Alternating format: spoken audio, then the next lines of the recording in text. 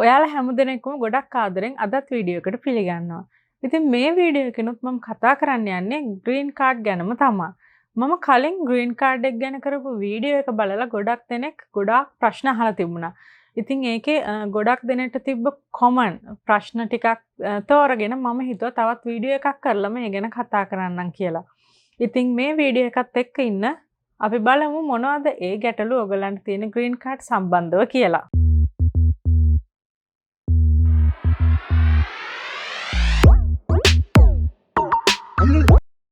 ගොඩක් දෙනෙක් අහලා තිබුණ ප්‍රශ්නයක් තමයි කවදද හරියටම මේ ග්‍රීන් කාඩ් එහෙමත් නැත්නම් DV ලොටරි එකට ඇප්ලයි කරන්න පුළුවන් කියලා.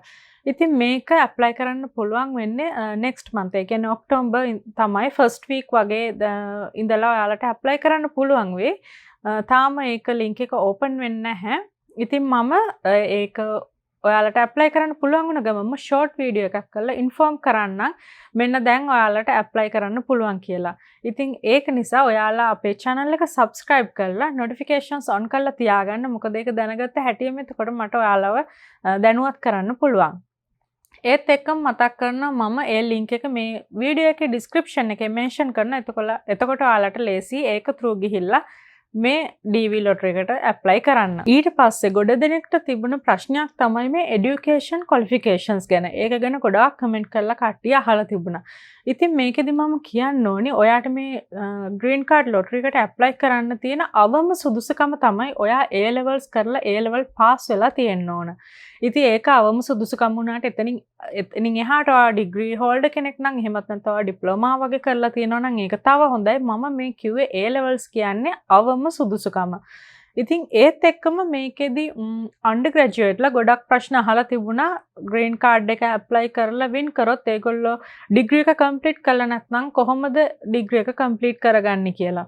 ඉතින් ඒක කිසිම ප්‍රශ්නයක් වෙන්නේ නැහැ. ඔයාලා දැන් මේ green card එකට apply කරන්නේ 2021 මේ අවුරුද්දේ උනාට ඔයාලට entry තියෙන්නේ 2023 වල. ඉතින් ඒ වෙද්දිත් ඔයාලට graduate වෙන්න බැරි වුණොත් ඔයාට යුනිවර්සිටි එකත් එක්ක කතා කරලා green card එක win කළොත් මෙහෙට ඇවිල්ලා ඒ කියන්නේ batch miss කරලා හැම වගේ ආපහු ගිහිල්ලා ඒ නියමිත කාලෙදී ඔයාගේ degree එක complete කරන්න පුළුවන්. ඉතින් එහෙම අපි දන්න අය ඉන්නවා එහෙම final exam එහෙම කරලා එන්න බැරි වුණා. ඒ කියන්නේ degree එක complete කරලා එන්න බැරි වුණා. උනාට green card win කරලා ඇමරිකාවට ඇවිල්ලා ආපහු ලංකාවට ගිහිල්ලා ඩිග්‍රී කම්ප්ලීට් කරා. ඉතින් ඒක කිසි ප්‍රශ්නයක් නැහැ. ඒක ගැටලුවක් කරගන්න ඕනේ නැහැ. ඔයාලා මේ ග්‍රීන් කාඩ් එකට ඇප්ලයි කරන්න. ඉතින් එහෙම නැතුව ඔයා working experience පෙන්නලා ග්‍රීන් කාඩ් එක ඇප්ලයි කරන්න ඉන්න කෙනෙක් නම් ඔයා මේ මෑතම අවුරුදු 5 ඇතුළත අවුරුදු 2ක working experience එකක් ඔයාට තියෙන්න ඕනේ. ඉතින් ඒක ඔයාගේ working experience එක හරියටම මේකට eligible ද කියලා බලා ගන්න මේ ඇමරිකාවේ labor department එකෙන් issue කරපු link එකක් තියෙනවා. ඒකට ගිහිල්ලා ඒකේ job zone යටතේ ඔයාගේ job category ඒවා ඔක්කොම enter කරලා ඔයාට බලා ගන්න පුළුවන් ඔයාගේ job එක මේ සඳහා හරියටම සුදුසුද කියලා. ඉතින් එතකොට කිසි ප්‍රශ්නයක් නැතුව කිසිම doubt එකක් නැතුව ඔයාට මේ green card එකට apply කරන්න පුළුවන්. ඔයා ෂුවර් කරන් ඉන්නේ ඔයාගේ ජොබ් එක මේ සඳහා සුදුසුයි කියලා. ඉතින් ඒකේ link එකත් මම මේ වීඩියෝ එකේම description එකේ mention කරන්නම්. එතකොට ඔයාලට පුළුවන් ඒකට ඔයාලගේ detail ටික දාලා හරියටම මේ දේ බලා ගන්න. ඊළඟට හුඟ දෙනෙක් අහලා තිබුණ ප්‍රශ්නයක් තමයි මේක totally free ද මුළු process එකම free ද කියලා. ඒ කියන්නේ මම කලින් වීඩියෝ එකෙත් මේ ගැන කිව්වා මේක green card එක apply කරන්න ඔයාලට කිසිම මුදලක් වැය වෙන්නේ නැහැ. මේක free තමයි apply කරන්න තියෙන්නේ කියලා. ඉතින් ඊට පස්සේ ගොඩක් අය comment කරලා අහලා තිබුණා මොනාටවත්ම සල්ලි වියදම් වෙන්නේ නැද්ද කියලා. එහෙම නෙමෙයි මේකේ application fee එකක් ඔයාලගෙන් ගන්න නැහැ. ඒ කියන්නේ green card එකට apply කරන්න තියෙන්නේ ඒ site එකට ගිහිල්ලා free ඔයාලට අවශ්‍ය වෙන්නේ ෆොටෝ එකක් සහ ඔයාලගේ passport detail විතරයි. එතනින් එහාට කිසිම මුදලක් අය කරන්නේ නැහැ. ඊට පස්සේ ඔයාලා green card එක win කරොත් එහෙම ඊට පස්සේ ඔයාලගේ application process වෙද්දී ඔයාලට ඒ උනාට visa fee එකක් ගෙවන්න වෙනවා. ඒක $330ක් වගේ දැනට තියෙන්නේ. ඒක අඩු වැඩි වෙන්න පුළුවන් ඉස්සරහට. ඉතින් ඊට අමතරව ඔයා ඒක ගෙවන්න ඕනේ. ඊට අමතරව අපි දන්නවනේ fly කරද්දී යා tickets ගන්න වෙනවා. ඒ වගේම තමයි ඔයා මුලින්ම මෙහෙට එද්දී ඔයාට අතේ සල්ලි කීයක් හරි තියන්න වෙනවා. මොකද මාසයක් දෙකක් ඔයාට ජීවත් වෙන්න සල්ලි ඕනි කරනවා. මුලින්ම ආපු ගමන් ජොබ්ස් එහෙම හොයාගන්න ඒ කියන්නේ ටිකක් කල් යන නිසා සල්ලි ඒ වගේ දේවල් වලට ඔයාට සල්ලි ඕන කරනවා. තව හුඟ දෙනෙක් අහලා තිබුණ ප්‍රශ්නයක් තමයි මේ ග්‍රීන් කාඩ් එක වින් කළොත් ස්පොන්සර් කෙනෙක් ඕනේද කියලා. ඉතින් ඒකට කියන්න තියෙන මට ඔව් ඔයාට ස්පොන්සර් කෙනෙක් ඕනි. ඔයාට ස්පොන්සර් කෙනෙක්ගේ ලෙටර් එකක් ඕනි. මෙහි ඇමරිකාවේ ඉන්න කෙනෙක්ගෙන් ග්‍රීන් කාඩ් එක වින් කළොත් ඔයා මෙහෙට එන්න කලින්. ඉතින් ඒකෙදි ගොඩක් අය කියලා තිබ්බ ඇමරිකාවේ දන්න කවුරුත් නැහැ. එතකොට ඒ දේ කරගන්න අමාරු වෙයි ඒ වගේ දේවල්. ඉතින් මම නම් කියන්නේ ඔයා ඇමරිකාවේ ඔයාට ස්පොන්සර් ලෙටර් එකක් ගන්න දැම්මම දන්න කවුරුත් නැහැ කියලා ඔයා මේකට ඇප්ලයි කරන්න ඩිස්කරේජ් වෙන්න එපා. මොකද දැන් සෝෂල් මීඩියා ප්ලැට්ෆෝම් එක තියෙන නිසා ඔයාලට Facebook තියෙනවා, Facebook groups, Instagram, ඒ වගේම YouTubers-ලත් ගොඩක් ඉන්නවා. ඉතින් ඒගොල්ලන්ගේ through කතා බහ කරලා කෙනෙක් හොයාගන්න අමාරු වෙන්නේ නැහැ. යාළුවන්ගේ මාර්ගයෙන් ඒ දේ කරගන්න පුළුවන්. ඉතින් ඒක ගොඩාක් දුරට බය වෙන්න කාරණාවක් නෙවෙයි මේ ග්‍රීන් කාඩ් එකට ඔයගොල්ලන් ඇප්ලයි කරන්න. ඊළඟට ලංකාවේ ඉන්න හුඟ දෙනෙක් ගර්ල්ස්ලා මැසේජ් කරලා ඇහුවා ගර්ල් කෙනෙක් තනියම ඇවිල්ලා සර්වයිව් වෙන්න පුළුවන්ද කොහොමද මේ දේවල් තනියම කරගන්නේ එන්න බයයි ඒ වගේ දේවල් ගර්ල්ස්ලා කියනවා. ඉතින් ඒකෙදි මට කියන්න තියෙන්නේ එහෙම බය වෙන කිසිම හේතුවක් නැහැ. හරිම සේෆ් මෙහෙම. ගර්ල් කෙනෙක් තනියම ආවා කියලා ඒක එහෙම අමාරු දෙයක් වෙන්නේ නැහැ. අනික මේ ග්‍රීන් කාඩ් එක වින් කරලා ලංකාවෙන් විතර නෙමෙයි ලෝකෙ ගොඩක් රටවලින් ගර්ල්ස්ලා එහෙම තනියම ඇවිල්ලා මෙහෙදි මේ දේවල් කරගන්නවා. ඉතින් ඒක එච්චර හිතන්න දෙයක් නෙමෙයි, වොරි වෙන්න කාරණාවක් නෙමෙයි. ඔයාලට ජොබ්ස් හොයාගන්න පුළුවන්. ඒ වගේම accommodation හොයාගන්න පුළුවන්. apps තියෙනවා, Indeed වගේ apps තියෙනවා ජොබ්ස් හොයාගන්න. ඉතින් ඒකෙදි ඔයා දන්න කවුරු හරි ඉන්නවා නම් ඉතින් ඒක තව ගොඩක් ලේසි. ඒගොල්ලන්ගේ through ඔයාට ඉන්න තැනක් හොයාගන්න පුළුවන්. එහෙම නැත්නම් apps through ගිහිල්ලා ඔයාට හොයාගන්න පුළුවන්. ඊට පස්සේ මෙහෙදි යාළුවෝ එහෙම හම්බ වෙද්දී ඒගොල්ලොත් එක්ක ෂෙයා කරගන්න. ඒ වගේ accommodation ඒ ප්‍රශ්නේ එච්චර බලපාන්නේ නැහැ. ඒ දේවල් ලේසියෙන් කරගන්න පුළුවන්. තවත් සමහර අය අහලා තිබුණ ප්‍රශ්නයක් තමයි ස්ටඩීස් කරන්න පුළුවන්ද කියලා. ඉතින් ඒක අනිවාර්යෙන්ම ඔව්. මම පර්සනලි සජෙස්ට් කරන දේත් ඔයාලට අනිවාර්යෙන්ම ස්ටඩීස් කරන්න. ඒ කියන්නේ ඔයාලා ලංකාවේ ඉඳන් මෙහෙට ආපු ගමන් කවුරු වුණත් සාමාන්‍යයෙන් කරන්නේ කැෂියර් වගේ ජොබ්ස්. ඒ කියන්නේ ගර්ල්ස්ලා නම් ඩේ කෙයාස් වල වගේ වැඩ කරනවා. ඉතින් එහෙම කරන අතරතුර පාර්ට් ටයිම් වගේ ඔයාලට ඔයාලගේ ටැලන්ට් එක තියෙන ඒ ඒරියා එකෙන් අනිවාර්යෙන් ස්ටඩීස් කරන්න ඕනේ. එතකොට මෙහි කෝසස් කරලා ඒ සර්ටිෆිකේට් ඒ ලයිසන් ගත්තම ඔයාලට ඔයාලගේ කැරියර් එකේ ඉහළට යන්න පුළුවන්. එහෙම තමයි මෙහි ජීවිතේ හදාගන්නේ. ඉතින් අනිවාර්යෙන්ම ස්ටඩීස් කරන්න. තවත් ගොඩක් අය අහලා තිබුණ ප්‍රශ්නයක් තමයි ලංකාවේදී කරපු ජොබ් එකම මෙහි ඇවිල්ලා කන්ටිනියු කරන්න පුළුවන්ද? ඒ ජොබ් එකම ඇමරිකාවේදීත් කරන්න පුළුවන්ද කියලා.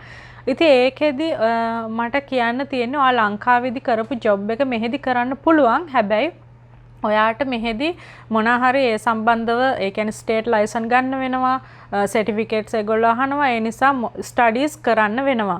ඒ කියන්නේ එක්සැම්පල් එකකට හිතන්නකෝ ඔයා ලංකාවේ ටීචින් කරේ ටීචර් කෙනෙක්. එතකොට ඇමරිකාවටත් ආව ගමන් ඔයාට ටීචින් කරන්න බෑ. මොකද මෙහි ස්ටේට් ලයිසන් එක ගන්න වෙනවා. ඉස්කෝලවල ඒ ටීචර්ස්ලාට ඒක තියෙනවා සර්ටිෆිකේට්ස්. ඒ හින්දා ඔයා මෙහි ඇවිල්ලා යම්කිසි ප්‍රමාණයකට හෝ අධ්‍යාපන කටයුතු කරන්න ඕන ඒ ජොබ් එකම කරන්න. ඒක ඕනිම සෙක්ටර් එකක ජොබ් එකක්. ඔයා හෙල්ත් කෙයාර් වර්කර් කෙනෙක් වුණත් IT සම්බන්ධව එහෙම කරත් ඔයාට මම දන්න විදිහට ස්ටඩීස් අනිවාර්යෙන් කරන්න වෙනවා. ඒ කියන්නේ ડોක්ටර් කෙනෙක්ට උනත් මෙහි ස්ටේට් ලයිසන් ගන්න අනිවාර්යෙන්ම ස්ටඩීස් කරන්න වෙනවා.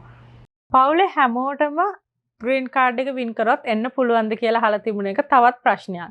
ඉතින් ඒකෙදි ඔයා ග්‍රීන් කාඩ් එක වින් කළොත් ඔයාගේ ෆැමිලි එකේ කට්ටියව ඔයාට අරගන්න පුළුවන්. ඒ කියන්නේ ඔයා මැරිඩ් නම් ඔයාගේ ස්පවුස් ඔයාට බබාලා ඉන්නවා නම් ඒ අයව එහෙම එක් කරගෙන එන්න පුළුවන් ඔයා ග්‍රීන් කාඩ් එක වින් කළොත්. ඉතින් ඒකෙදි අහලා තිබුණ තව දෙයක් තමයි මේකෙදි ෆැමිලි එකේ හැමෝටම පාස්පෝර්ට් රෙඩි කරගන්න ඕනේද කියලා. ඒක ග්‍රීන් කාඩ් එක ඇප්ලයි කරන මොහොතේ හැමෝගෙම පාස්පෝර්ට් ඕනි වෙන්නේ නැහැ. ග්‍රීන් කාඩ් එක ඇප්ලයි කරන්න අවශ්‍ය වෙන්නේ ඇප්ලයි කරන කෙනාට පාස්පෝර්ට් එක. ඊට පස්සේ ඔයා ග්‍රීන් කාඩ් එක වින් කළා, මේ ලොටරි එක වින් කළා ඔයාගේ ඇප්ලිකේෂන් ප්‍රොසෙස් වෙද්දී ෆැමිලි එකේ අයගේ ඩීටේල්ස් අහද්දී ඒගොල්ලන්ගේ ඩීටේල් එන්ටර් කරද්දී එතකොට තමයි ඒගොල්ලන්ගේ පාස්පෝර්ට් ඕනි වෙන්නේ. ඉතින් ඒකේ ඇප්ලයි කරන මොහොතේ හැමෝගෙම පාස්පෝර්ට් අවශ්‍ය වෙන්නේ නැහැ. ඒ වගේම ඒක යටතේ තවත් අය අහලා තිබුණා මේ මොහොතේ කියන්නේ මේ ග්‍රීන් කාඩ් එක ඇප්ලයි කරද්දී මැරි කරලා නැහැ. ඒ වුණාට අපි ලබන අවුරුද්දේ වගේ මැරි කරන්න ප්ලෑන් කරන් ඉන්නවා. එතකොට යාගේ ස්පවුස් ගෙන්න ගන්න පුළුවන්ද කියලා.